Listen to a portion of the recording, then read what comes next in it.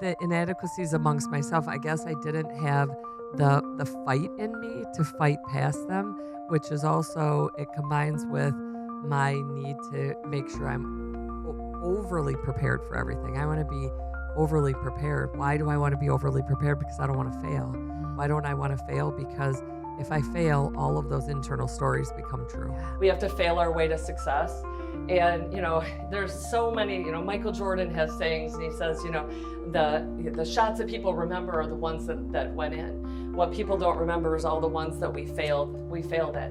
And what did we fail at? I failed at a million things. We failed at our subdivision. We failed at software. I failed at parenting. I failed, got more speeding tickets than I want to admit. I failed a lot. But you only have to succeed once. Failure provides our most significant lessons learned. We talked about that a bit.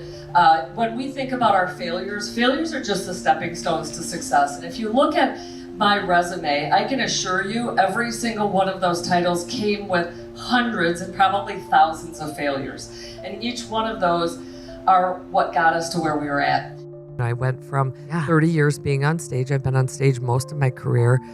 From best guesstimates, I've been on stage somewhere around 2,000 times, so a lot. Yeah. And all of those times while I was selling my product, which was software and business technology and consulting services, and I felt so passionate about helping make millionaires out of small businesses. Like, that was something I was really proud of.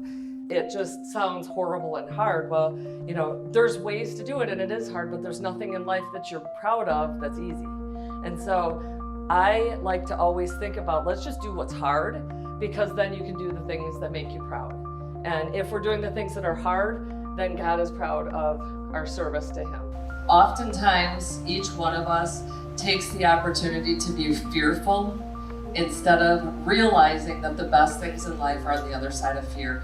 Every single thing that you do that's hard are the things that you're proud of. So when you look back at your life and you say, what is it that I'm proud of? Not one of those came easy. Not one of those was like, I ran through the McDonald's drive-thru 72 times this year. Not proud.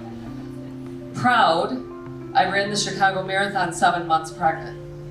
Proud, I have 10 kids. Proud, we built a business without any co-founders or any private equity firms. Proud that I'm here today speaking to this group. All of those things were built on tons and tons of failures and tons of hard things.